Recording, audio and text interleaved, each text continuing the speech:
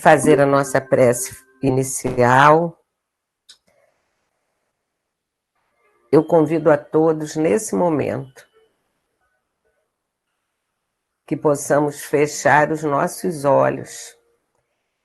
E nesse horário das 18 horas, horário da Ave Maria, vamos pedir à nossa grande Mãe Maria, por todos nós que aqui estamos e por todos aqueles que se encontram em nossas intenções. Ave Maria, cheia de graça, o Senhor é convosco, bendita sois vós entre as mulheres, bendito é o fruto do vosso ventre, Jesus. Santa Maria, Mãe de Jesus, rogai a Deus por nós, pecadores, agora e na hora do nosso desenlace. Deus, nosso Pai de amor, de bondade e de misericórdia, estamos aqui, Pai, diante de vós, de joelhos em espírito, a te pedir mais uma vez que sejamos autorizados a realizar mais uma noite da corrente do bem. Que possamos sentir em nossos corações a presença do nosso irmão maior, nosso querido amigo, nosso mestre, Jesus, companheiro de todas as horas. Vamos sentir a presença do nosso irmão Francisco de Assis, patrono do nosso lar Francisco. Que o seu amor, a sua simplicidade, a sua humildade nos envolva nesse momento. Maria, Mãe Santíssima, Mãe de todos nós, nos recubra com seu manto de luz, para que possamos acalmar os nossos corações. E te pedimos, Pai, por todos que se encontram aqui representados, cada família, todos que estão em nossas intenções, todos aqueles que se encontram relacionados no nosso grupo de oração da Corrente do Bem. Nomes que chegam diariamente para nós. Te pedimos por esta casa de amor, o Lar Francisco de Assis, que possa ser fortalecida e que nós possamos sempre estarmos juntos nesse lindo trabalho de amor. Te pedimos por todos aqueles que se encontram angustiados, em sofrimento, temerosos. Te pedimos por aqueles que já se encontram contaminados pelo Covid-19, pelos seus familiares, por todos aqueles espíritos que já partiram, que sejam amparados, que recebam todo o amor da espiritualidade que lá se encontra para esse grande trabalho. Amparai as famílias, os que aqui ficaram, que possam receber o amparo, o lenitivo para as suas dores e a certeza de que a vida continua e que nada é por acaso, que tudo passa, que isso também passará. Que o palestrante dessa noite, o nosso querido companheiro Paulo André, possa receber toda a inspiração do mais alto, possa ser iluminado e que as suas palavras possam chegar até nós como bálsamos, como reflexões a nos ajudar nesse momento de transição. Que essa noite de domingo, possa ser de paz, de harmonia e de amor para todos nós. Que assim seja, meu Pai, graças a Deus. Paulo André, é sua vez, pode desbloquear seu microfone, a sua câmera e nos brinde com as suas palavras. Seja muito bem-vindo, meu amigo. Obrigado, Ângela. Tá bom o som aí? Tá ótimo. Ah, que bom. Obrigado a você, obrigado a essa família Francisco, esse irmão maior que todos nós temos, né? E mais uma vez, é com muita gratidão que nós aceitamos o convite para juntos refletirmos nessa noite. Desejo a todos da família Francisco, do Lar Francisco de Assis, que estejam em segurança, com Jesus no coração. Esse momento ainda que vivemos, né? Ainda de reclusão, mas um momento também fecundo de introspecções, de pensamentos, e que nós possamos, então, sempre acompanhados por Jesus e alimentados pelos pensamentos dos espíritos superiores, avançarmos um pouco mais nas nossas reflexões. Recentemente, o Lar Francisco fez 9 anos, né, de vida, aniversário, e nós comemoramos muito quando recebemos a notícia, né, foi 13 de maio, e eu gostaria de aproveitar esse fato de começar lembrando uma viagem que Kardec fez em 1862, 5 anos após o lançamento do Livro dos Espíritos, né? O Livro dos Espíritos em 1857, e essa viagem que Kardec fez, onde ele percorreu cerca de 20 cidades naquela época, e com uma dificuldade grande de locomoção, ele precisava andar de trem, o trem a uma velocidade máxima de 50 km por hora, e, enfim, ele levou, acho que 2 meses para percorrer essas cidades. Hoje nós assistimos o nosso querido Divaldo falando pela internet para a Itália, né? Ele não pôde estar presente na Europa, mas está cumprindo a sua agenda usando essa ferramenta maravilhosa que é o recurso da internet. Mas por que me reporto, então, a essa viagem de Kardec? Porque Kardec, num dos discursos que ele fez para os grupos espíritas, especialmente de Lyon e de Bordeaux, ele começa dizendo assim: não sois mais principiantes em espiritismo. Assim, hoje deixarei de lado os detalhes práticos sobre os quais devo reconhecer estáis suficientemente esclarecidos para considerar a questão sobre um aspecto mais largo, sobretudo em relação às consequências do espiritismo. Então, se Kardec teve a liberdade de falar com os irmãos na França, que 5 anos após a vinda do Livro dos Espíritos entre nós, aqueles ouvintes de Kardec foram considerados por ele, né, como não mais principiantes no espiritismo, eu quero crer que os ouvintes do Lar Francisco de Assis, depois de 9 anos, estão mais maduros do que, inclusive, o público que ouviu Kardec em Bordeaux e em Lyon. E lógico que sabemos que por trás da casa do Lar Francisco não são apenas os 9 anos, né? Nós conhecemos o grupo, sabemos das reuniões onde tudo começou, um grupo grande de amigos, muitas décadas estão juntos, né? Mas cada um de nós, também que está hoje aqui, mesmo aqueles que não estejam diretamente com a doutrina espírita, como a sua profissão de fé, mas porque está aqui hoje para nos ouvir, por causa de questões pela amizade, ou cada um de nós que se sente confortável e sente esse consolo de ouvir sobre a imortalidade da alma e toda a segurança que o pensamento pode nos trazer quando nos aproximamos dos conceitos básicos, dos princípios trazidos e revelados pelos Espíritos. Dessa forma, porque eu peço licença para nós, para que as nossas reflexões elas se aprofundem um pouco mais do que apenas nós nos resguardarmos nessa certeza da presença espiritual em nossas vidas, do reconhecimento de que cada um de nós tem um anjo da guarda, cada um de nós tem um espírito gênio, bastante mais maduro do que nós mesmos, e não poderia ser diferente. Não podemos colocar crianças para ensinar crianças, é preciso que tenhamos pessoas com competência, com conhecimento adequado para nos ajudar a levar a nossa vida em evolução, em progresso, para patamares à frente daqueles que já alcançamos, mas especialmente porque isso traz um desafio muito grande, porque é o desconhecido.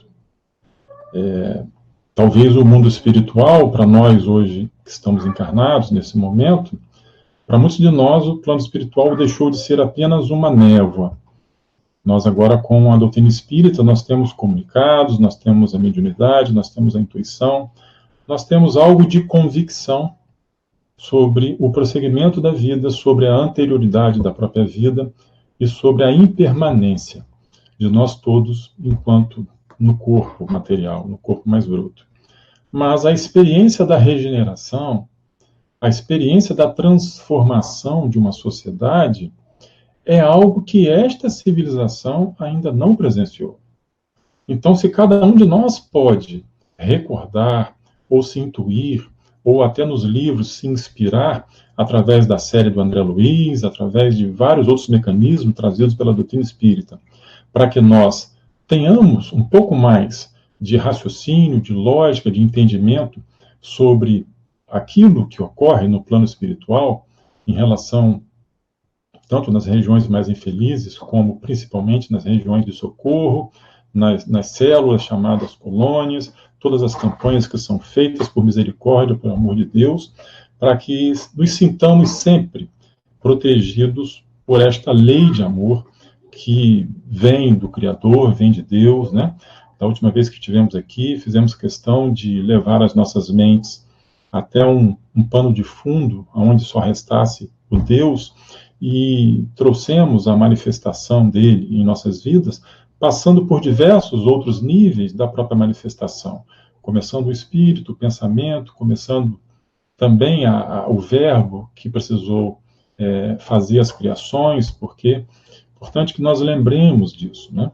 Enquanto um conhecimento está oculto, por mais que ele seja belo, por mais que ele seja pleno, por mais que ele seja completo, é preciso que ele se apresente para aqueles que carecem deste ensinamento, para que melhorem a sua saúde, a sua vida, o seu raciocínio, as suas ideias, né? A sua metanoia.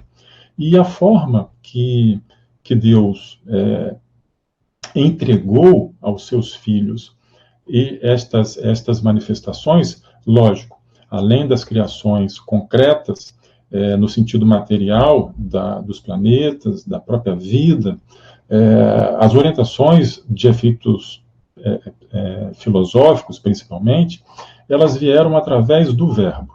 Então, o pensamento de Deus precisou ser materializado no verbo, para que nós pudéssemos ouvir Deus falando, o verbo dele, mas através de seus enviados. E nós temos um enviado maior, que também esteve entre nós, que é o nosso governador, é o nosso grande guia e modelo, que é Jesus Cristo.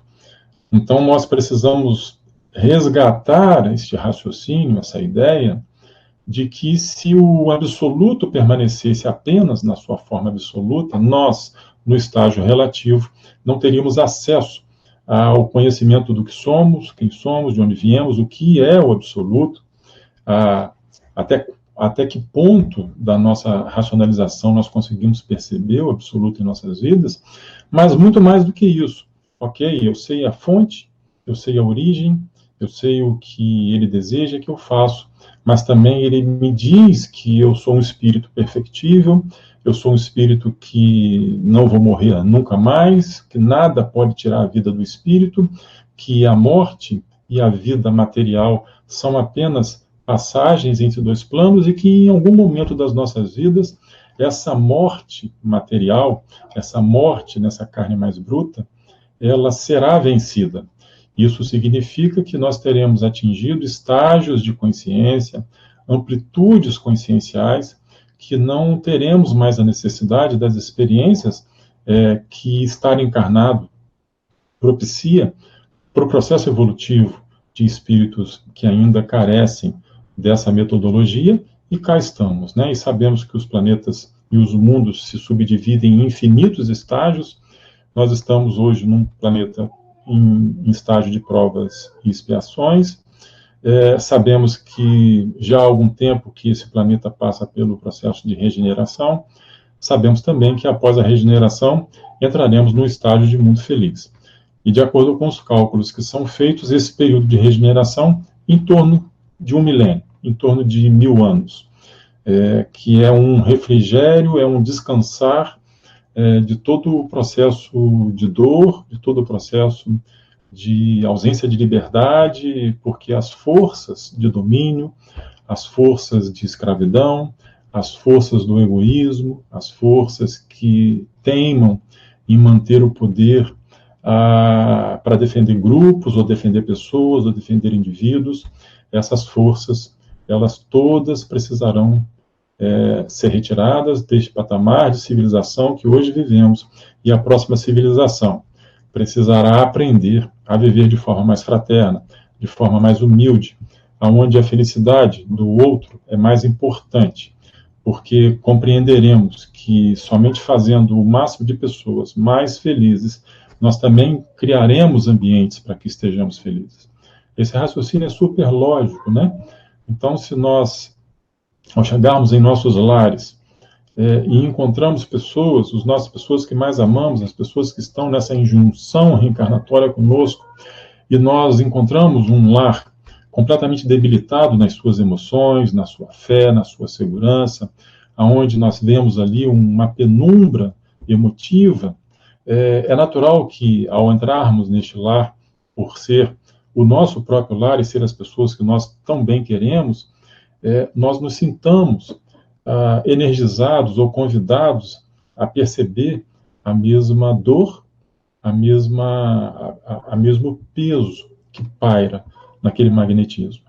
Mas, se ao mesmo tempo imaginarmos que se esse lar estiver iluminado com alegria, com música, com cânticos, com louvores, com fé, com enfrentamentos das dificuldades, com esperança, onde todos podem se abraçar, se ajudar a superar as dificuldades, mas com uma leveza, com propriedade de entender que o Criador permanece conosco e que tudo vai passar, nada permanece para sempre, vivemos sempre na impermanência, e tudo de hoje é diferente de como foi ontem. É preciso que saibamos o amanhã será também diferente de como é hoje. Então, quando entramos num lar assim, porque temos pessoas felizes, já recebemos um convite daquela aura, daquela energia que se emana de um com o somatório de outro, e nós participamos deste grupo mental, e também somos conclamados e percebemos esta luz que reina, deste amparo moral, de felicidade, de fé que não tomba, de fé que permanece ativa com esperança. Então, essas duas diferenças, elas permeiam as nossas vidas. Outro dia, assisti a um médico que, um dos vídeos desses que nós temos todos nós temos recebido, né, graças a Deus, essa internet tem nos propiciado essa proximidade, apesar de uma proximidade ainda digital, mas nós percebemos o magnetismo, essa aura, esse abraço virtual que todos nós podemos nos dar, e temos recebido muitas mensagens e temos procurado também deixar mensagens de muita esperança, de muita fé, e sempre mentalizando, fazendo as nossas orações, como é importante nós nos unirmos em prece, para que os nossos corações unidos entreguemos para Deus as nossas dores, as nossas dúvidas, para que Ele nos auxilie a achar dentro de nós mesmos, dentro do mais profundo que cada um de nós já tem, esse soerguer que nos leva a respirar, que nos leva a meditar, que nos leva a perceber, não mais apenas pelo pensamento, que é o cognitivo que discerne e que já está convencido dos fatos da imortalidade da alma e da presença dos espíritos em nossas vidas, mas mais do que isso, nós somos já capazes, se soubermos manter o nosso pensamento cada vez mais internalizado, buscando em nós, no mais profundo de cada um, este amparo de uma semente que é a nossa própria raiz, o Deus que vigora dentro de cada um de nós, os nossos agentes emotivos, os nossos agentes sensoriais, os nossos sentidos, as nossas glândulas, as nossas secreções, elas alimentarão toda a nossa ramificação nervosa, toda a nossa ramificação sanguínea, toda a estrutura do perispírito que encarnado está e aderente a um corpo mais bruto, mas que possui amplo e livre fluxo entre essas duas partes, que tão comuns estão quando estamos encarnados, nós percebemos a leveza, nós percebemos o refrigério que brota em nossas vidas. É como se o sopro do Criador que permeia o mundo nos abraçasse e nos dissesse: calma, calma, nós estamos aqui. Ninguém está sozinho. E como isso é reconfortante. Como isso tira o peso das angústias, dos medos, porque nós não podemos imaginar que nós não viveremos os momentos em que as nossas emoções nos abarcarão. Então não há emoção ruim. Todas as nossas emoções fazem parte da estrutura que nós trouxemos até aqui. Uns têm mais força moral do que outros, mas cada um de nós possui em si as emoções construídas ao longo de muitas experiências, de muitas cicatrizes, de muitas vitórias, mas também de muitas derrotas. Então, somos ainda, naturalmente, atingidos por emoções que nos conclamam a este aprisionamento, onde o sol, mesmo que esteja brilhando, algo em nós se afunila, algo em nós se contrai, e nós nos sentimos convidados a aspectos de tristeza, a aspectos de não perceber a vida dentro da própria vida, e começamos com o pensamento a nos manter imantados apenas num fluxo mental que fica nos rodeando, e ele vai nos aficionando, ele vai nos mantendo prisioneiros de um ciclo mental que é natural e normal, que pode nos levar a este semblante fechado, a esses pensamentos que ficam sempre achando que não vai ter jeito, achando por que as coisas são assim, por que fulano ainda faz isso, por que a sociedade ainda não deu um passo, porque o vírus. Isso tudo é normal, porque viemos de experiências anteriores ao processo de uma razão, que é o que exercemos hoje, que nos dá mais convicções em relação à presença dos espíritos e dos nossos protetores em nossas vidas. Então, quando essas emoções chegam, quando as emoções que nos convidam para este enclausuramento dos nossos sentimentos, são fatos normais. E nós hoje precisamos desenvolver, e já temos capacidade para isso, para apenas aprender com as nossas emoções.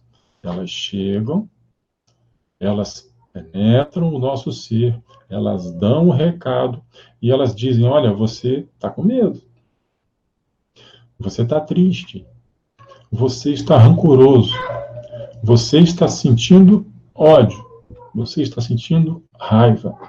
Mas, da mesma forma, as emoções dizem: você está feliz, você tem esperança, você é protegido, você é amparado, você não está sozinho. O discernimento que envolve as emoções, que envolve o sentimento, ela te dá esperança, ela te dá leveza, ela te dá calma.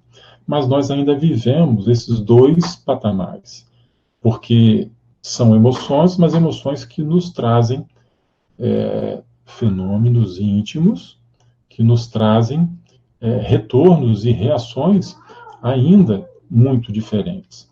Mas todas as duas faixas, elas precisam chegar em nossas vidas, e elas precisam, principalmente, aquelas que nos retraem e que não nos expandem, elas precisam nos dizer que algo ainda em nós é frágil, que algo ainda em nós sente algum vazio de alguma outra certeza que ainda não está totalmente absorvida, de alguma outra coragem que ainda não foi construída, de algum outro patamar de fé que ainda não foi internalizado.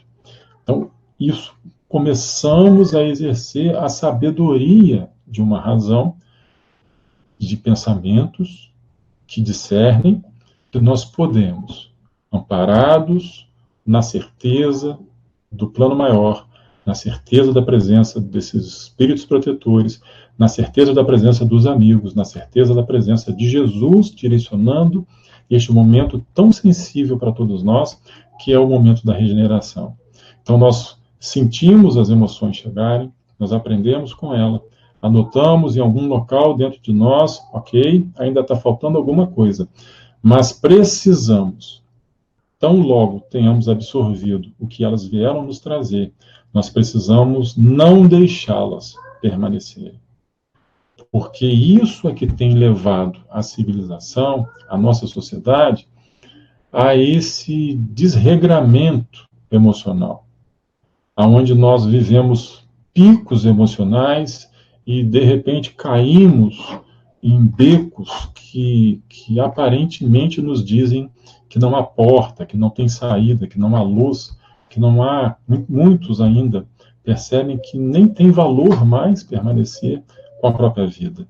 Então, nós temos percebido isso acontecendo diuturnamente. Faz parte dessa civilização. Então, faz parte também, amparados, então, na mensagem do Kardec, que nós não somos mais principiantes em espiritismo, nós precisamos olhar isso tudo com a sabedoria e com o uso daquilo que os espíritos vieram nos trazer. Por isso estudamos, por isso o espiritismo, para ele ganhar raiz dentro de cada um de nós, ele carece que dediquemos a ele a nossa sincera vontade de absorver os aprendizados, de entregar o nosso discernimento, de entregar, inclusive, o nosso contraditório, porque, inclusive, ele próprio, o Espiritismo, nos conclama: não aceitem tudo de imediato. A fé que aceita tudo de imediato não é a fé do Espiritismo.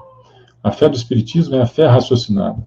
Então, a fé cega, conforme Kardec mesmo diz, é aquela que crê, aquela crença está lacrada, aquela crença está consolidada, e, pelo contrário, cada novo influxo, seja da ciência, seja da filosofia, seja da própria teologia, que se aproxime daquela fé lacrada, dogmática, aonde nada pode ser alterado naquilo que lá está, aquilo é repelido. Então, os seres estão ainda aprisionados a ideias, muitas vezes, que foram construídas na Idade Média. E não percebemos que tudo progride. O pensamento do homem progrediu, as leis humanas progrediram, as leis trabalhistas progrediram, a ciência cada vez mais descortinando sempre mais mecanismos, seja no plano macro ou no plano microcosmos. Temos visto aí os choques no mundo subatômico que tem sido feito, já passamos dos neutrinos, estamos agora caminhando para depois do bóson de Higgs, sabe-se lá mais o que, né? Essa partícula divina que esses homens têm buscado e têm trazido pela própria ciência, ainda não há certeza. Para alguns cientistas, sim. Para outros, ainda há muito ceticismo, mas nenhum deles está deixando de caminhar para um patamar de entendimento, e logo, logo isso vai estar aberto, transparente e entregue para a sociedade, de que a inteligência, ela não precisa do cérebro humano. A inteligência não precisa da carne do ser humano. Que o pensamento está além da forma. E nós já sabemos disso. A fonte do pensamento está no espírito.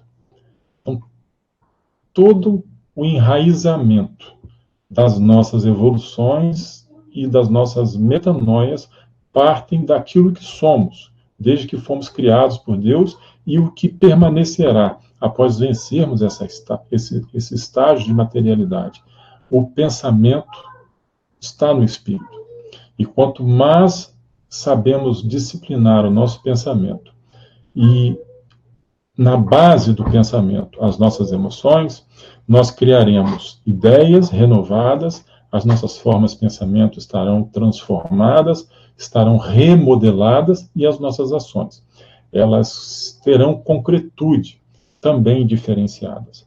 Mas acontece que chegamos a um momento na nossa civilização que não é mais. Não se trata mais de ir ao plano espiritual para voltarmos. Essa experiência entre planos, nós temos feito isso por diversas vezes. Cada um de nós tem uma multidão no seu subconsciente. Tem um patamar de experiências que, inclusive, faz com que estejamos aqui. Faz com que permanecemos unidos numa família que não tem mais dúvidas sobre a imortalidade da alma. Uma família espírita. Porque para o espiritismo, não há dúvida sobre a imortalidade da alma, enquanto há ainda dentro da academia teológica grandes discussões em torno disso. Então há grandes mentes teológicas que estão escrevendo livros para defender biblicamente que a imortalidade da alma, quem defende a teoria da imortalidade da alma não tem fundamento bíblico, mas há outras mentes que também usam a mesma Bíblia para escreverem várias linhas, gastarem muita tinta para dizer que não, há fundamento bíblico para que a imortalidade da alma seja uma doutrina factível e verdadeira. Mas nós, espíritas, nós não estamos presos a discussões da academia. Nós, espíritas, não estamos presos a discussões filosóficas ou sociais que nos atingem, seja para um lado, seja para o outro, seja política, seja de qual nível for. O espírita, ele é, antes de tudo, um ser que é livre. Kardec, quando explica o ponto de vista que o espírita atinge sobre a vida humana, a vida material, quando ele tem a certeza da vida futura, quando ele traz para o seu discernimento que ele é um espírito em viagem, em evolução, e que esta é apenas mais uma das várias facetas de personalidade que ele já atingiu, diz lá Kardec, no Evangelho segundo o Espiritismo, quando fala, no capítulo do Meu Reino Não É Deste Mundo, o ponto de vista. O espírito é aquele que dá à materialidade, que dá a tudo que acontece no mundo material, ele dá uma importância extremamente relativa, porque a certeza do fluxo que leva ele para a imortalidade, porque ele é imortal, mas leva para processos evolutivos mais amplos de felicidade, as bem-aventuranças, e o poder de Deus, a mão divina através dos Cristos, regendo, direcionando e atuando com mão firme na evolução de cada um de nós, nós damos, como espíritas, um ponto de vista relativo àquilo que nos atinge, a particularidade humana, a particularidade da encarnação, mas, mais do que isso, nós nos amparamos na certeza do plano espiritual. Isso é uma alteração que, quando a conseguimos fazer de forma contundente, de forma consciente, de forma pormenorizada nas nossas emoções, é preciso que nós agora, aproveitando esse momento de reflexões que fomos chamados mundialmente, né, o mundo todo está sendo conclamado a ficar recluso, então aquela questão que nós poderíamos dizer que não tínhamos tempo, não tínhamos condição de ler, porque o dia a dia que nos consome tanto não permitia que fizéssemos. Quem tinha o plano de começar uma leitura, quem tinha o plano de começar um estudo, quem tinha o plano de começar uma meditação, quem tinha o plano de começar um autoconhecimento, nós não podemos dizer mais que não temos essa possibilidade, né? Então, nós todos estamos conclamados, estamos convidados a algo fazermos de diferente com as nossas vidas.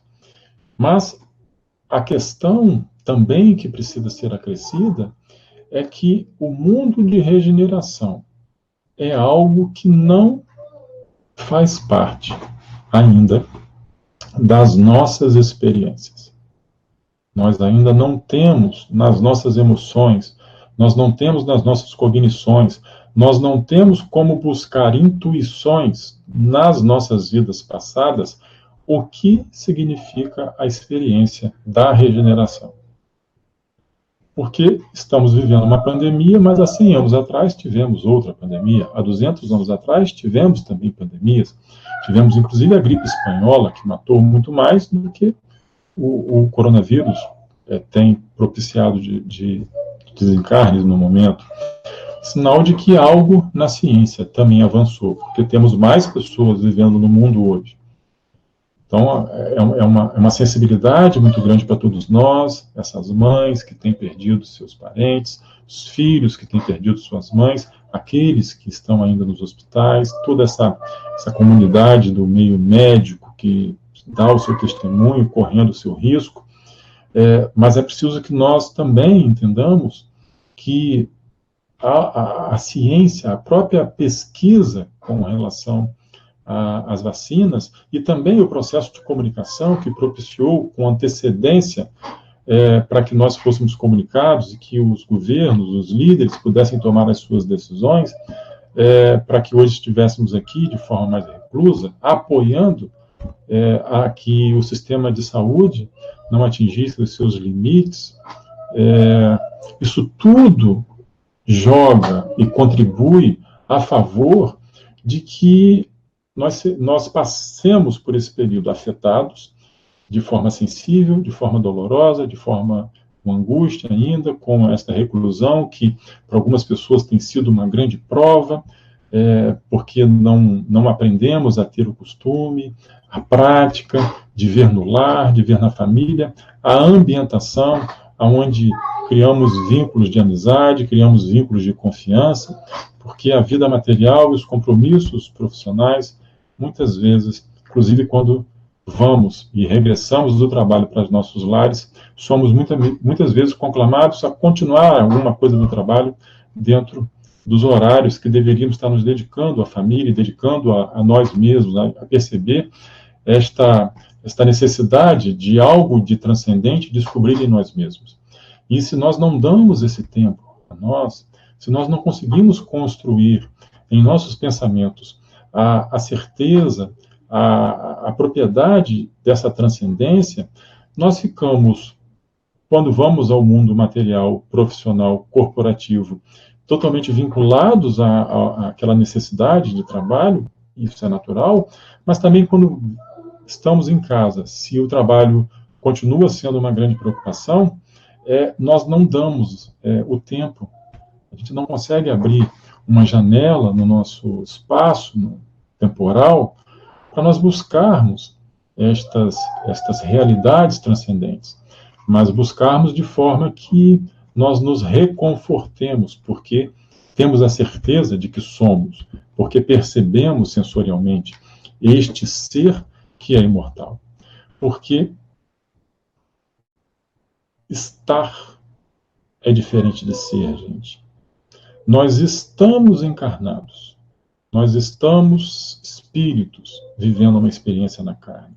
Nós estamos engenheiros. Nós estamos médicos. Nós estamos hoje aqui acompanhando esse diálogo, essas reflexões, através desse canal maravilhoso do Lar Francisco de Assis. Mas o sou, eu sou e não mais eu estou, é o patamar que cada um de nós precisa alcançar. Porque nós confundimos o estou com o eu sou. Quando dizemos eu sou engenheiro, eu sou médico, eu sou patrão, eu sou empregado, eu sou assalariado, eu sou qualquer coisa que nós tragamos da personalidade do CPF de cada um de nós e que nós nos confundamos com o CPF ao ponto de dizer que eu sou isto, eu sou aquilo, mas esse isto, esse aquilo está lá fora de nós. Porque para ser engenheiro você tem que conquistar o diploma. Para ser médico é a mesma coisa, mas não basta ter só o diploma.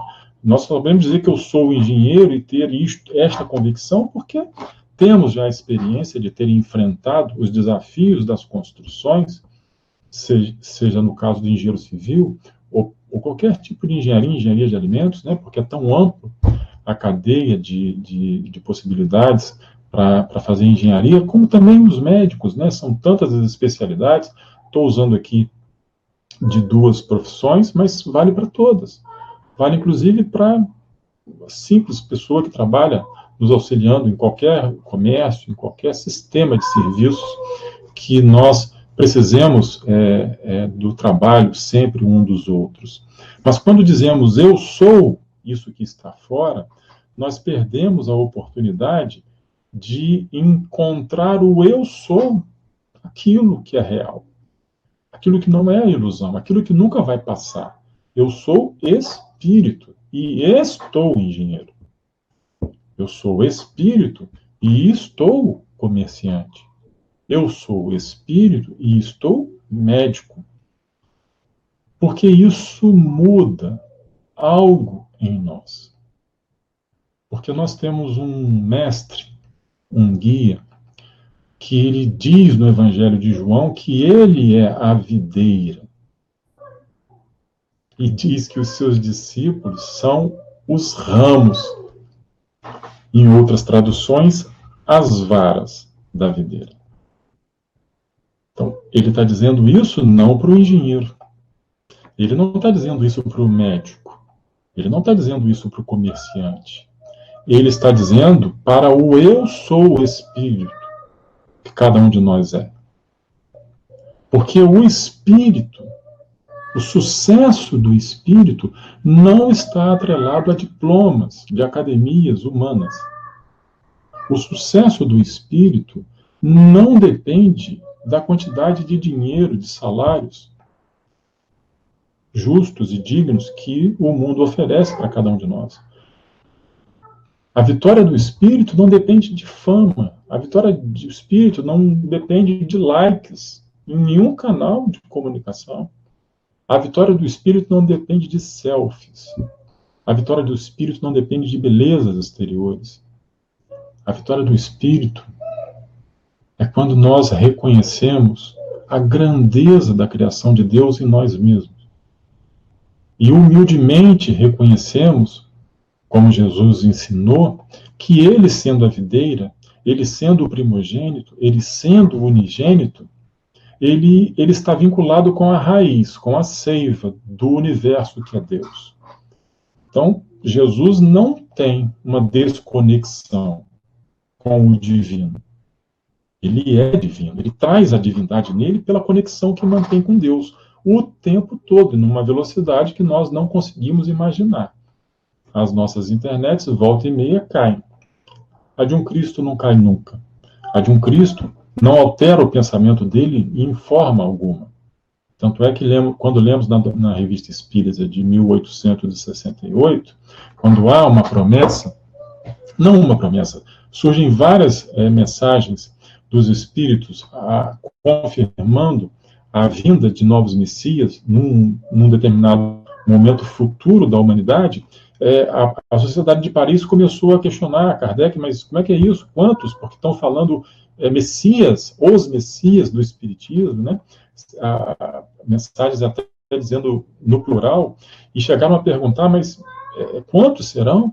E Kardec teve que escrever, ele se debruçou sobre as mensagens que foram surgindo espontaneamente dos espíritos, ele se debruçou, racionalizou, e ele ponderou, e ele fez a entrega daquilo que precisávamos compreender, do que aquelas mensagens sendo ditas.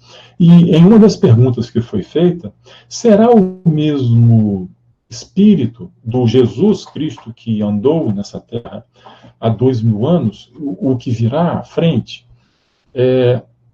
Os espíritos superiores responderam às perguntas, mas por que vocês estão fazendo essa pergunta? Não tem sentido vocês perguntarem isso, porque não há diferença nos pensamentos dos Cristos.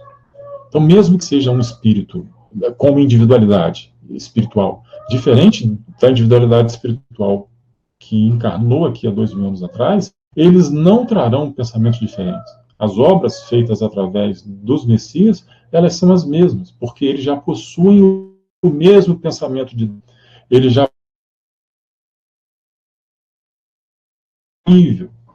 Nós não temos palavras hoje em dicionários, nem em filosofias, nem em pensamentos para explicar como é a conexão de um ser puro, Messias, Cristo, com a fonte do universo. Mas nós, não. Então, quando Jesus diz que ele é a videira, ele está confirmando isso para nós. Ele está totalmente vinculado com a fonte divina. E quando diz que nós somos o ramo, ele pede para que nós mantenhamos a vinculação com ele. E é importante que nós, agora, façamos as nossas reflexões, porque quando Jesus diz que ele é a videira e nós somos o ramo, ele não está querendo dizer, no mais profundo da nossa individualidade, que nós já podemos entender o que o Cristo é. Nós não temos condição de dimensionar o que, não Jesus, o ser humano nós temos a história.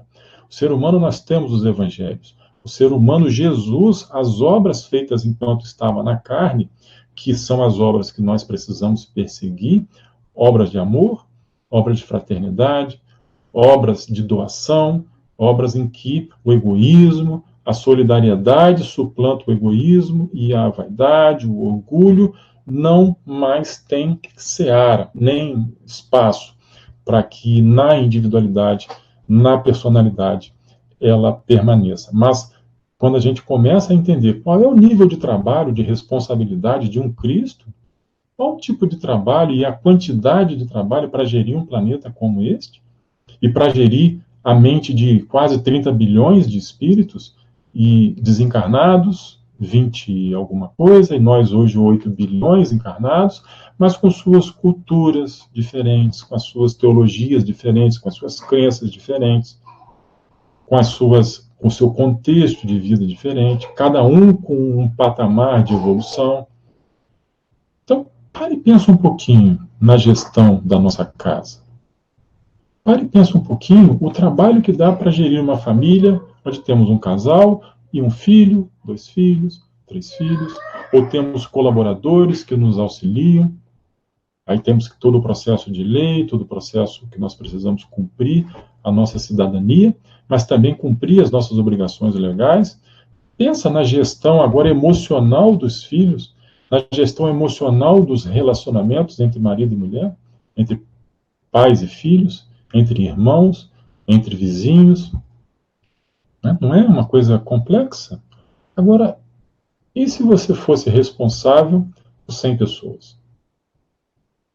Pela segurança emocional de cada uma delas? E se nós fôssemos responsáveis por 1000 pessoas? E tivéssemos que ouvir os clamores de 1000 pessoas? E cada uma se sentindo na sua razão? E na razão de um entrando em conflito com o lado de cá o tempo todo? E nós fôssemos aqueles que tivéssemos parte desses 1000 integrantes da esquerda política do Brasil, e parte desses 1000 integrantes da esquerda, direita, né? Ou centro, ou já dos Estados Unidos, ou não importa. Imagina, à medida que você vai subindo, a quantidade de pessoas que você responde, cada uma tem o seu olhar. E o olhar de cada um, para ela, é verdade. A verdade do outro é uma mentira, principalmente quando afeta os interesses do lado de cá. Agora, sobe um pouquinho para você ser responsável por 30 bilhões de desejos, de clamores, de necessidades. Então, importante que a nossa mente não confundamos o Jesus com o Cristo. Porque Cristo não é sobrenome de Jesus. Jesus é Jesus. O nome, se Jesus tivesse uma certidão de nascimento, lá só estaria o nome Yeshua. Nem é Jesus. Jesus é uma transliteração. Mas não teria mais nada lá, só o nome Yeshua. Então, o Cristo é a qualidade do que ele é, Messias. Então, nós podemos dizer Christian, do Lá Francisco, Christian, médium. Nós podemos dizer Carlos, médico, Paulo, engenheiro. Nós podemos dizer Luiz Carlos, técnico. Nós podemos dizer que o que nós aderimos ao nosso nome ganha um adjetivo. Normal a gente entender isso. A mesma coisa, Cristo com Jesus é uma adjetivação daquilo que ele veio fazer aqui, né? Ele veio trazer para nós como Messias, mas dentro de uma personalidade humana, o exemplo daquilo que Deus deseja que eu faça, que você faça, que nós façamos. Há 2000 anos que nós não temos mais desculpas, né, para dizer que a gente está errando o alvo. O alvo nós já sabemos. Nós precisamos cada vez mais mergulhar nesse alvo. Mas também ele diz, nessa parábola da figueira, que ele é a videira, mas nós somos a vara. Mas lá na frente tem a figueira que seca, né? Enquanto você põe a mão nas folhas, as folhas caem. Você tenta segurar nos ramos, nos galhos, e os galhos estão ressequidos. Facilmente você tira eles dos troncos. Então isso tem a ver com aqueles galhos, aqueles ramos que estão alimentados pela seiva e os galhos que não estão. E mesmo os galhos que estejam alimentados por outras seivas, aí as seivas do eu sou, o que eu me vejo lá fora, quando o desafio chega, quando o processo do testemunho íntimo chega, não acha a seiva íntima, porque não estamos acostumados a buscar na fonte primária para nós, nesse planeta que é Jesus, porque sabemos que ele traz da fonte mais principal, que é a inteligência suprema deste universo, a fonte. Por não termos o costume de mentalizarmos Jesus em nossas vidas, por não termos o costume de pararmos algo em nosso tempo para refletirmos em torno do Evangelho, muitos de nós dizemos que somos cristãos, mas não conhecemos a intimidade do que Cristo veio trazer para nós e que está registrado nos textos. Muitos de nós dizemos que somos espíritas, mas ainda não lemos as 5 obras de Kardec, não lemos a Revista Espírita. Né? Se formos então para Chico, para Divaldo, né? Chico passou de 500, de acordo com a editora que tem responsabilidade pelos livros dele. Ele em vida deixou 400 e alguma coisa, 417, se eu não me engano, mas depois que descobriram os textos que ele deixou guardado e outras republicações, já passamos de 500 obras que vieram da fonte da mediunidade de Chico Xavier. O Divaldo caminhando para quase 300, nós temos outros tantos médios produzindo, e agora os médicos, sejam médios ou não médios, mas o médico se debruçando sobre a obra do André Luiz, sobre a obra da Joana de Ângeles, e desdobrando sobre o aspecto científico da medicina. Então, cada vez mais nós temos obra, mas é preciso que nós saibamos que tudo provém de uma mesma seiva, tudo provém de uma mesma raiz. E se a obra mediúnica, o livro mediúnico ou o livro científico não está amparado ou não está buscando traduzir nas suas interações a mesma seiva da fonte vinda por Kardec, e se veio por Kardec é porque teve um amparo do Espírito de Verdade na mente do nosso professor, do nosso codificador, a tendência é que essas obras não permaneçam. Elas não permaneçam. Por isso, quando vemos no Evangelho segundo o Espiritismo, quando fala da parábola da figueira que secou, está lá no capítulo 19, a fé que transporta montanhas, o que Kardec diz para nós? A figueira que secou é o símbolo dos que apenas aparentam propensão para o bem, mas que, em realidade, nada de bom produzem. Dos oradores que mais brilho têm do que solidez, cujas palavras trazem superficial verniz, de sorte que agradam aos ouvidos, sem que, entretanto, revelem, quando investigadas, algo de substancial para os corações. É de perguntar-se que proveito tiraram delas os que a escutaram. Né? Simboliza também todos aqueles, eu, você, nós, todos aqueles que, tendo meios de ser úteis, não o são. Todas as utopias, todos os sistemas ocos, todas as doutrinas carentes de base sólida. O que as mais das vezes falta é a verdadeira fé, a fé produtiva, a fé que abala as fibras do coração, a fé numa palavra que transporta montanhas. São árvores cobertas de folhas, porém baldas, vazias de frutos. Por isso é que Jesus as condena à esterilidade. porquanto dia virá em que se acharão secas até a raiz. Quer dizer que todos os sistemas, todas as doutrinas que nenhum bem para a humanidade houverem produzido, cairão reduzidas a nada, que todos os homens deliberadamente inúteis, por não terem posto em ação os recursos que traziam consigo, serão tratados como a figueira que secou. E quando Kardec diz que os homens serão tratados como a figueira que secou, não é porque a força do universo ela tem essa personalidade que vai apontar o dedo para você, é uma figueira seca. Você é uma videira que está vinculado com o ramo. Então a figueira que secou vai cair secas e vai totalmente até a raiz secas. E aquilo que está vinculado à videira são ramos de vida e não são ramos de secura, que são as duas parábolas que nós temos aqui, nos vincula a seiva que dá vida e a figueira, porque ela não está vinculada ao processo de vida. Mas não é um julgamento que separa. Somos nós que dizemos para os nossos corações e para os nossos espíritos, para nós, se nós somos figueiras secas, vazias, baldas de algo ter feito. Porque qualquer um que tenha conteúdo, que possa algo útil fazer com esse conteúdo, e não faz, é também considerado uma figueira seca. Mas, principalmente, o aspecto da intimidade.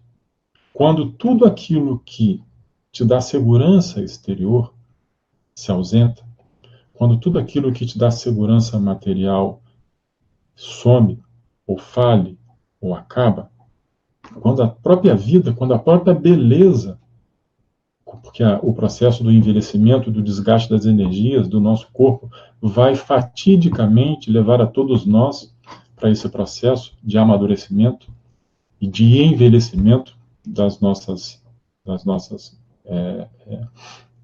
células. E quando tudo aquilo que você sempre acreditou que era o seu tesouro, você não conseguia alcançar mais fora. Aí você vai buscar algo dentro e não acha. Então, essa figueira seca são os seres que têm as suas vidas vazias. E quando falamos de vidas vazias, é porque o espírito, a alma que está encarnada, ela não está vinculada à seiva. E estar vinculados à seiva é quando nós temos a certeza do que somos e do que precisamos fazer para alimentar as nossas vidas. E quando Kardec diz que fora da caridade não há salvação, é porque a fonte do universo, esse pensamento divino, esse espírito que está lá na fonte de Deus, se antes de Deus há alguma coisa, é o amor. Toda a construção, tudo que é entregue para a humanidade, para todas as construções, é fruto do amor. Nós não temos como imaginar que haja criação perpétua, para sempre, frutos das árvores que estão vinculadas às figueiras. Por mais mal que nós soframos, por mais tristeza, perseguição que possamos enxergar, isso tem um prazo. Isso não perpetua. O que vai sobreviver para sempre é a promessa do amor de Deus em nossas vidas. Mas por sermos seres em evolução, por sermos seres perfectíveis, que precisamos aprender com as nossas próprias interações, com o retorno das atitudes que entregamos, ainda colhemos do bem e do mal que fizemos, como também cada um dos nossos irmãos ainda estão buscando se aplumar com os retornos que cada um traz para a própria vida. E temos aqueles que, passados milênios, não querem se apropriar de nenhuma possibilidade de serem bons. São, quando muito bons para os deles, mas não conseguem enxergar no outro senão uma peça valiosa quando a serviço do poder que eles precisam acumular. Isso faz parte de um processo de provas e expiações que reina nesse planeta. Mas isso está com os dias contados. Nós precisamos acreditar que o processo de regeneração já começou. Mas tem um desafio para todos nós. Porque quando dizemos tudo vai passar, e eu queria dizer para todos nós, tudo vai passar, nós precisamos acreditar que este momento vai passar, mas mais do que isso, o mundo de provas e expiações vai passar. O mundo amparado pelo egoísmo do homem vai passar. O mundo amparado pela iniquidade de corações que ainda praticam, no auge do discernimento, no auge da ciência, no auge da consciência que pensa e que instrui, mas que as obras são todas de afunilamento e não de liberdade, de aprisionamento daqueles que interagem com eles, aonde as pessoas ainda teimam em se acharem donas de outras pessoas e usam de sistemas, de conluios, de reuniões para manterem a mente social ainda desvalida da educação. Isso tudo vai passar. Mas é importante que nós saibamos, para passar, porque vai passar, essa esperança que nós temos quando dizemos isso, esse vai passar não é voltar ao mundo anterior. Porque muitos de nós podemos viver uma ilusão de que eu estou torcendo para passar logo, para que eu volte para o meu mundo, para que eu volte para o meu canto, para que eu volte para aquelas coisas que eu elegi como o meu tesouro. E muitas vezes nós podemos não estar participando do processo que nós tanto podemos ser atingidos, dos líderes mundiais, ou dos líderes das empresas, ou dos líderes políticos, das pessoas que estão liderando o processo social no momento, mas nós podemos ter algo em nós de egoísmo também. Ou será que não temos? Então nós podemos imaginar, olha, eu quero voltar logo, quero que isso tudo passe, porque eu gostaria de continuar no meu sítio. Eu gostaria de continuar na minha casa de praia. Eu gostaria de continuar apenas servindo uma comidinha para os meus animais e ouvindo a minha musiquinha caipira naquele meu cantinho, ou fazendo o que a gente mais gosta de fazer. Então, isso é uma ilusão. Porque nós todos seremos levados para um patamar de interação, mas dia menos dia. Cada um de nós vai ter que fazer uma escolha. E já somos convidados a fazer essa escolha hoje. Então, entre a escolha de permanecer num canto de ociosidade, num canto de aparente lazer, num canto de aparente felicidade, mas que não esteja amparada pela seiva, e tenhamos a certeza, todos que estão vinculados à seiva de Jesus são convidados a se doarem. São convidados a ver na dor do outro, na pobreza, na ignorância, oportunidades de, já tendo percebido a seiva em si, levar também para que o outro, sendo afetados pela nossa seiva, se integrem na mesma videira. É importante que nós saibamos que o cristão não é mais aquele que está convencido de que Jesus é o nosso mestre, o nosso guia, o nosso modelo. O cristão agora, para entrar no mundo de regeneração, é aquele que se converte. É aquele que precisa saber que há diferença entre convencer-se de que nós somos espíritas, mas convertermos ao espírito que somos e à lei que rege o espírito que somos. Então é preciso que nós saibamos. Estou lendo aqui, para nós terminarmos, do livro Perante Jesus, capítulo 13, O Espírito Emmanuel. Título do livro, do capítulo, Convencer-se e Converter-se. E ele diz, é muito fácil convencer-se alguém da verdade do Senhor, transformando a vida dos companheiros. Muito difícil, porém, é converter-se ao Senhor da verdade, renovando a própria vida. Então, quando você doutrina alguém, é fácil, porque você tem a verdade do seu convencimento e você ajuda os outros a entenderem que também eles podem se convencer de que Jesus é o Salvador. Outra coisa é nós nos convertermos àquilo que Jesus pede que façamos. Há muita diferença para isso. O homem somente convencido, é o Emmanuel que está dizendo aqui, derruba sem construir, critica sem cooperar, discute sem esclarecer, exige de todos, mas não auxilia ninguém, hostiliza o bem provável, sem edificar o bem positivo. Muito perigoso convencer-se quanto à verdade espiritual pelo raciocínio, sem converter-se pelo coração. Muitos chamados, poucos escolhidos. Muitos se convencem, poucos se convertem. Somente o homem verdadeiramente convertido a Jesus adquire suficiente poder para desligar-se dos domínios do eu, personalidade exterior, buscando o reino de Deus. Só é instrumento capaz de atender com eficiência do divino trabalho da redenção humana ao descobrir o júbilo de servir no legítimo entendimento da evolução e da eternidade. Representa efetivamente, quando se converte, o discípulo fiel, o cooperador decidido e voluntário. Para o seu raciocínio, o convertido, o cristão convertido, para o seu raciocínio, unido com o seu sentimento, terminou o nevoeiro da negação, da incerteza e da dúvida.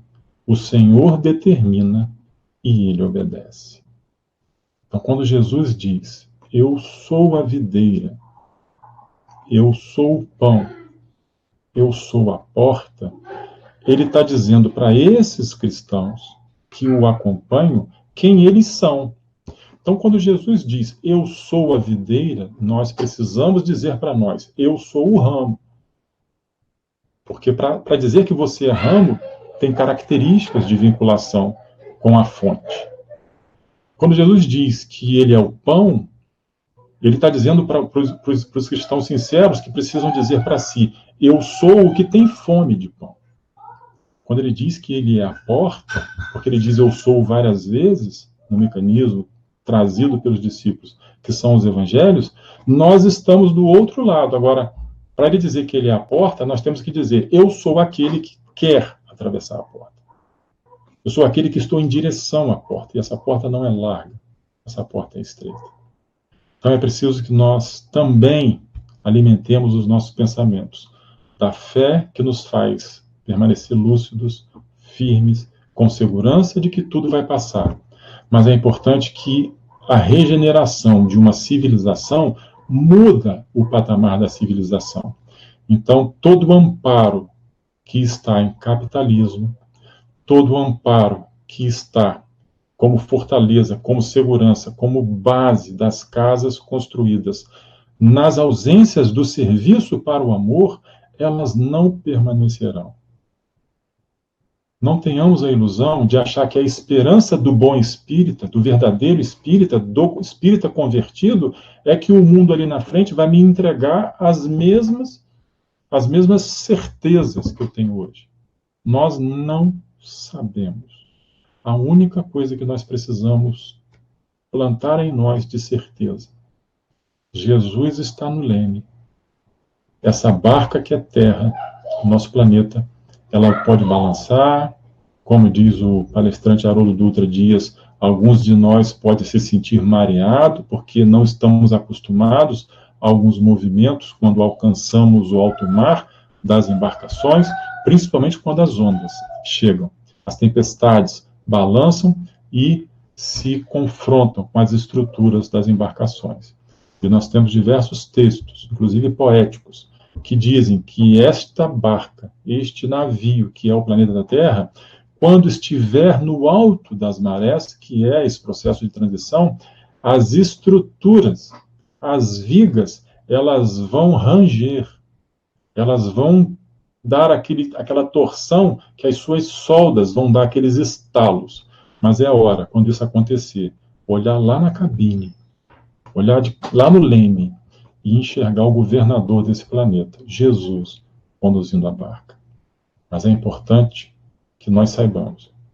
Noé, quando entrou naquela arca, o mundo todo foi destruído, mas Noé, a sua família e alguns animais foram preservados.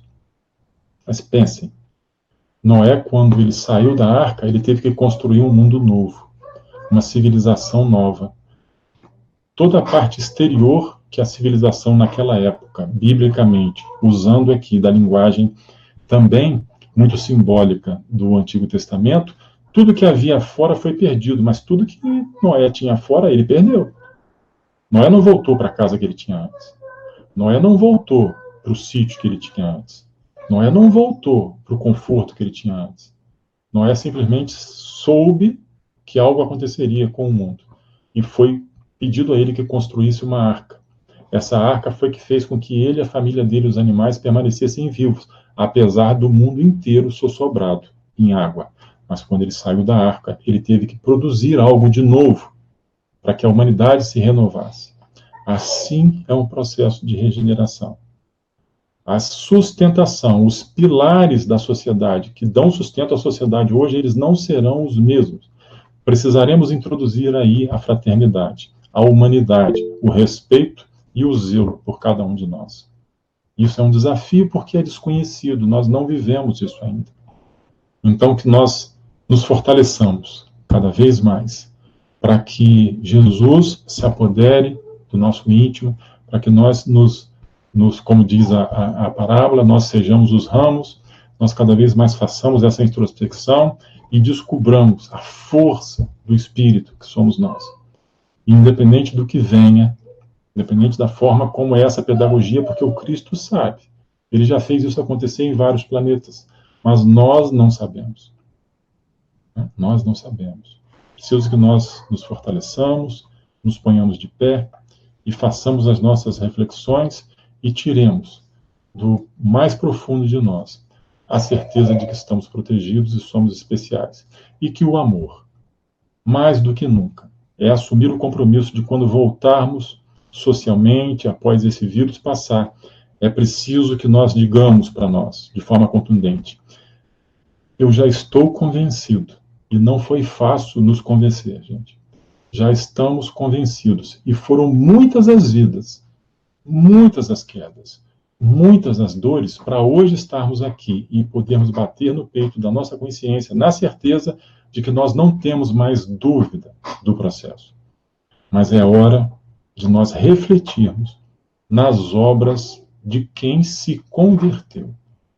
Porque serão corações convertidos aos mesmos propósitos do coração de Jesus que serão o Noé da nova civilização. O novo Noé que se implanta nesse planeta, nesse dilúvio que nós estamos vivendo, que é esse vírus e outros que podem surgir. O novo Noé não está mais vinculado com o primeiro Adão. Nós temos um segundo Adão, segundo Paulo de Tarso nos diz. Esse segundo Adão é Cristo. Não nos enganemos. Nós precisamos nos vincular com essa seiva. E como ele mesmo nos diz, quando essa seiva chegar no seu coração, quando essa seiva mostrar para você o que você precisa fazer, suba para os montes e não volte mais. Pega na charrua e não olha para trás. Vá e não peques mais. Não façamos como a mulher de Ló, que no momento que foi conclamado para seguir e deixar tudo para trás, virou com receio, com dó das coisas que estavam sendo destruídas e se transformou numa estátua de sal.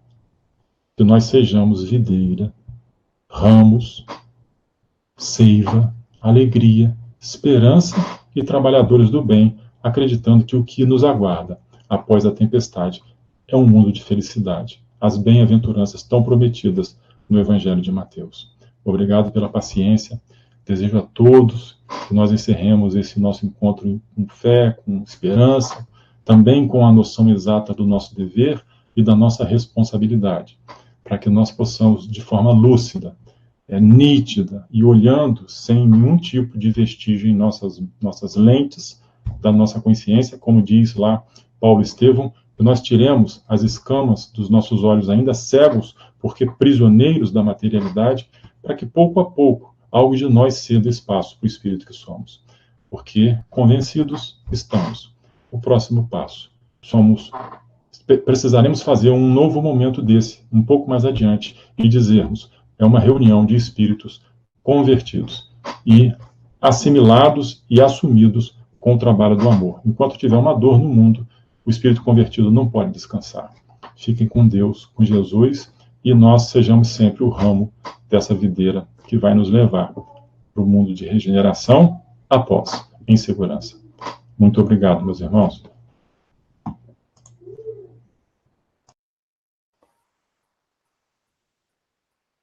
Paulo, muito obrigada, mas não vai embora ainda não. Nós temos uma pergunta que nos foi enviada no canal do YouTube, da Giovana Valentim. Ela fala o seguinte: boa noite. Como disciplinar ou como lidar com aqueles pensamentos persistentes que surgem sem que queiramos e mexem com nossas emoções, muitas vezes negativamente? E agradece. Obrigado. É Giovana? Giovana. Sim, Giovana. Giovana, boa noite, Giovana. Olha, a sua pergunta é o grande desafio de todos nós, né? Então, a gente quando estuda o espírito, a gente sabe que na base dos nossos pensamentos estão as nossas emoções. Se nós pudermos... porque está tudo junto, né? Mas os espíritos, de forma didática, eles nos explicam que a sequência da construção da nossa atitude, ela possui passos, né? Isso é uma forma didática deles trazerem para a gente. Então, a primeira coisa que surge são as emoções. As emoções nos levam para pensamentos. Os pensamentos nos levam para as ideias.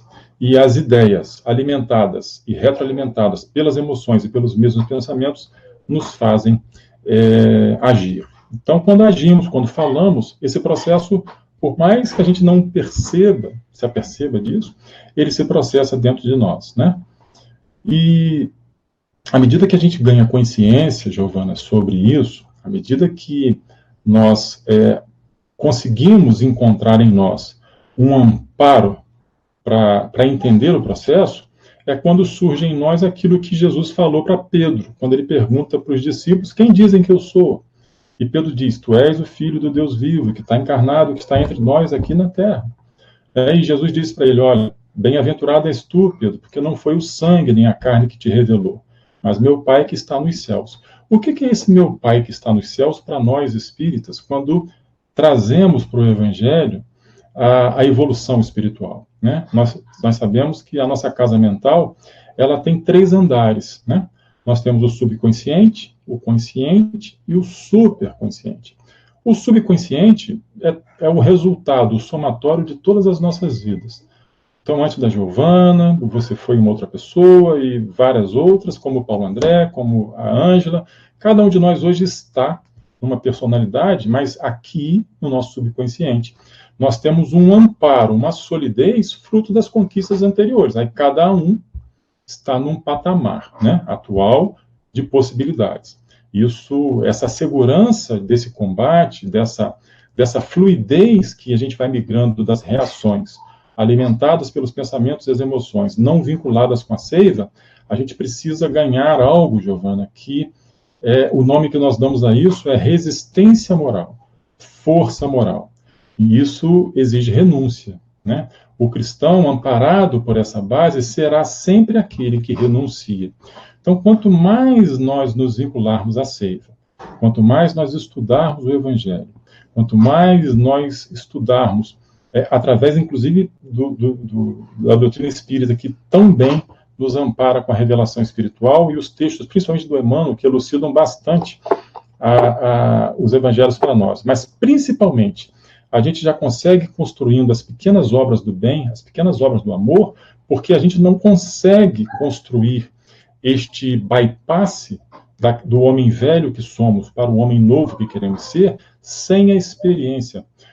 O amor é uma experiência, o amor não é uma teoria, né? E por isso que Jesus diz que ele é o pão, e o pão tem um significado. O pão é aquela farinha que está amassada, que você precisa colocar um fermento, mas que antes de ser alimento tem que ir para o fogo.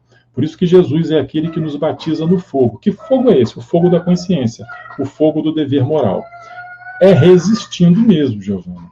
resistindo e se amparando nesse espírito de renúncia que Jesus tanto nos pede para fazer, né? Então é preciso que nós, alimentando meditação, que nós alimentando novos pensamentos, cada vez que lemos os livros espíritas, nós estamos trazendo para os nossos pensamentos os pensamentos dos espíritos superiores, veja bem. E isso vai causando novas emoções na gente, à medida que também nós vamos sentindo que o mundo, a energia do mundo, vai também nos dizendo que o caminho está certo, porque vai acontecendo dentro, não é uma experiência do cérebro, é uma experiência do coração. Quanto mais a gente vai fazendo bem, quanto mais a gente vai não dizendo aquela palavra de rancor, aquela palavra que grita, aquela palavra que sai naquele impulso, nós percebemos diretamente que o primeiro beneficiado somos nós. Porque quando nós estamos muito sobressaltados, quando nós estamos muito com as emoções muito alteradas, dá taquicardia, a gente sente falta de ar, a gente tem insônia, porque tudo em nós, todo o nosso sistema nervoso, todas as nossas glândulas, todas as nossas secreções, isso responde a esse processo de sentimento, pensamento, ideia e ação. Então, se nós formos capazes de renunciar ao exercício do homem velho e nos conter em novos pensamentos, alimentados pelos pensamentos dos espíritos, então não são somente os livros doutrinários filosóficos, mas quando nós pegamos livros como Paulo Estevam, como os romances do Emmanuel, ou como da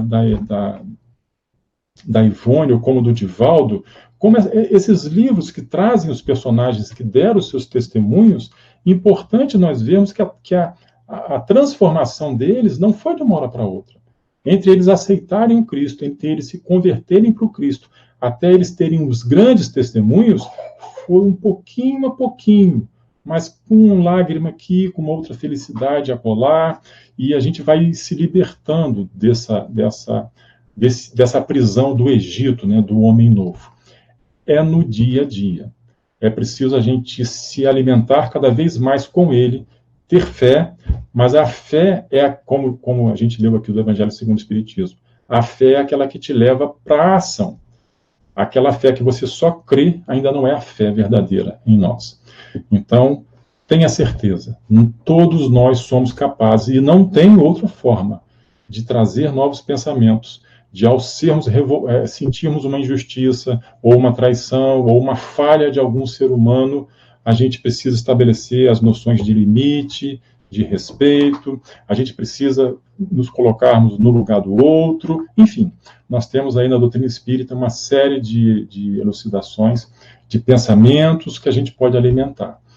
É vivendo esse fogo mesmo de contenção, e fazendo sempre o bem. Tem que ter a fuga, e a fuga está alguém para conversar, a oração, né? Muitas vezes a gente não faz uma oração adequada, porque não faz com o coração. Portanto, entrega para Deus, quer dizer, e quando entregamos para Deus, lembremos do nosso anjo da guarda. Cada um de nós, Giovana, tem um espírito de muito alta envergadura que é responsável por nós, tete a tete, um a um. Isso é determinação de Deus. Às vezes é um espírito que nos acompanha há muito tempo, é quase um espírito familiar, mas ele já passou por essa fase. Ele já vivenciou essas coisas. E ele sabe exatamente como nos ajudar. Como Jesus sabe também como nos ajudar. Como dar o conforto daquele choro de contenção. Daquele choro que nós temos que calar a nossa raiva, que nós temos que calar a nossa angústia. Mas o refrigério precisa acontecer. E nós temos que ter os nossos pontos de fuga. E aí entra a fé. A fé é o exercício, que apesar de não ser concreto ainda, apesar das nossas emoções não confirmarem isso, porque o nosso passado não tem essa experiência, nós precisamos vivenciá-las.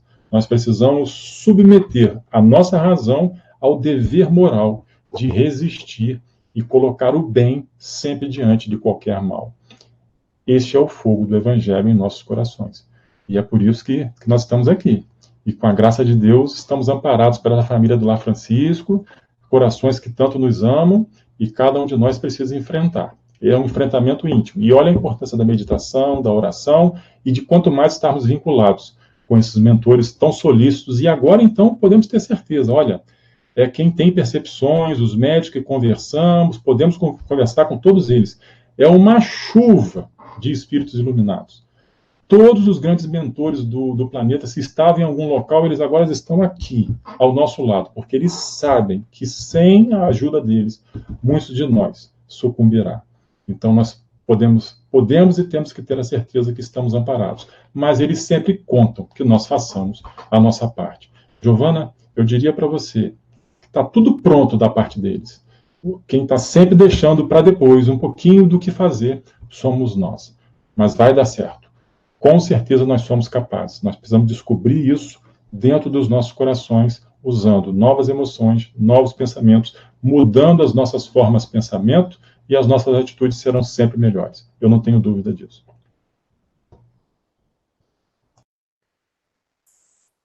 Paulo André, muito obrigada. Muito obrigada por estar aqui conosco essa noite, por todas essas reflexões tão importantes, né? E que possamos sempre nos lembrar, né? De cultivar essa fonte divina dentro de nós, de nos conectarmos com a fonte divina, para que tenhamos essa seiva para alimentar as nossas vidas. Trabalhar a nossa fé, o nosso amor, a nossa regeneração, né? E podemos sempre buscar ajuda, né? Como você falou, tantos espíritos estão tão próximos a nós nesse momento. Então vamos nos conectar com a fonte, vamos permitir que Jesus esteja em nossos corações, em nossas vidas, em nossos lares, que possamos percebê-lo no comando das nossas vidas e que possamos, nesse momento de isolamento, nos prepararmos para esse novo momento quando daqui sairmos. E que Deus nos abençoe, que Jesus nos abençoe, e que possamos estar sempre ligados à fonte divina. Amém. Gratidão, muito obrigado por estar aqui conosco essa noite. Obrigado. Vamos fazer a nossa prece, agradecer por toda essa oportunidade de estarmos aqui, por toda essa oportunidade de nos reconectarmos conosco, com a nossa essência, com a nossa fonte, para que possamos nos olhar, nos sentir, nos perceber e cultivarmos assim melhores pensamentos, emoções mais alinhadas e que possamos dessa forma caminharmos com mais maturidade, com mais determinação para passarmos da melhor maneira por esse momento. Então, convido a todos para fazermos a nossa prece final. Então, vamos fechar os nossos olhos e agradecer.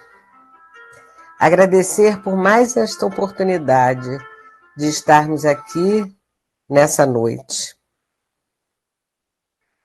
Que possamos nos lembrarmos sempre da nossa verdadeira vida.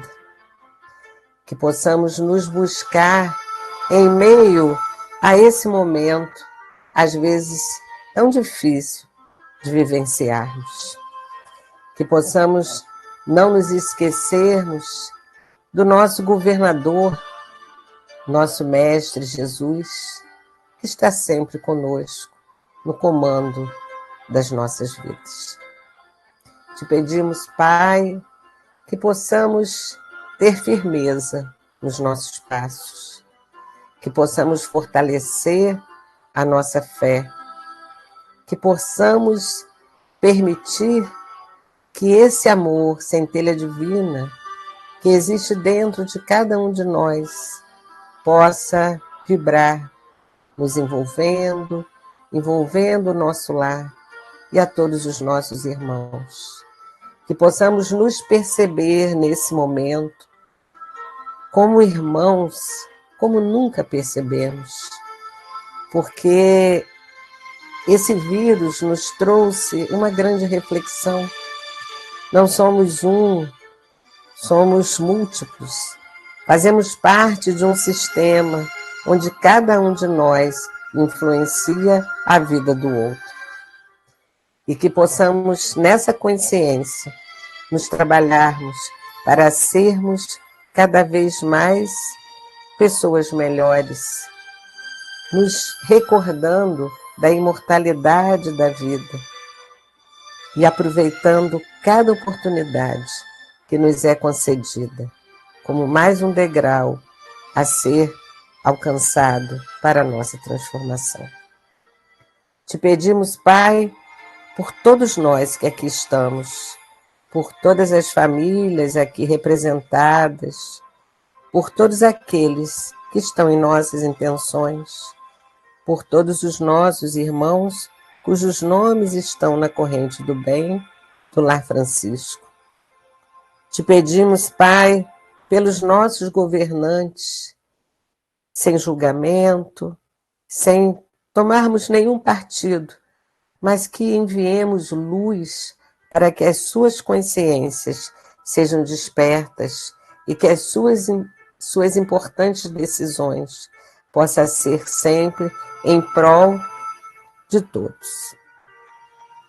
Te pedimos, Pai, por todos os profissionais de saúde, profissionais dos postos, hospitais, que se encontram na linha de frente nesse combate ao Covid-19, que eles possam sentir o amparo da espiritualidade com cada um deles.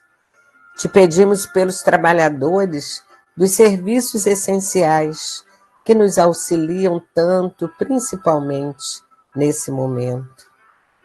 Te pedimos por todos aqueles que se encontram adoecidos pelo Covid-19, que eles possam receber toda essa luz, todas essas vibrações amorosas. Te pedimos por aqueles que já partiram, retornando ao plano espiritual, que possam ser amparados, fortalecidos e cuidados. Te pedimos pelos familiares que se encontram sofrendo, vivenciando as suas dores pela partida de seus entes queridos, muitas vezes sem ter a condição de fazer a despedida pelo momento em que vivemos. E te pedimos, Pai, que fortaleça a nossa corrente, que possamos ser um elo forte de amor, e te pedimos pelo despertar das nossas consciências, que possamos nos fortalecer, que possamos olhar para dentro e despertarmos. Te pedimos, Pai, que nesse momento, essas águas que foram colocadas ao lado de cada irmão, possa ser magnetizado pelos espíritos que aí se encontram e transformada naquele medicamento que cada um necessita utilizar para o seu refazimento. Que essa luz, que essa paz e que esse amor que aqui vibra possa nos envolver hoje e sempre. Que assim seja, meu Pai, graças a Deus. Então, queridos irmãos, gratidão por estarem aqui conosco, por nos assistirem. Curtam a nossa página, a página da Corrente do Bem do Lar Francisco. Compartilhem o vídeo, tragam mais pessoas para estar conosco, se beneficiando desse banquete espiritual, desse momento onde podemos ter tantas reflexões importantes e ferramentas para nos auxiliar nesse momento que atravessamos. Então, gratidão, e lembrando que estaremos aqui agora só na quarta-feira. Teremos a Corrente do Bem alterada em seus horários, sendo feitas quartas, sextas e domingos. Então, até quarta, mas que possamos exercitar tudo aquilo que ouvimos nesses dias, porque a corrente do bem permanece em nós, permanece nas nossas vibrações, permanece nas nossas intenções, e que possamos receber Jesus em nossos lares, deixar as portas abertas para que ele penetre, que possamos senti-lo em nossos corações, em nossas vidas, em nossas relações. Gratidão, paz e bem, e até quarta.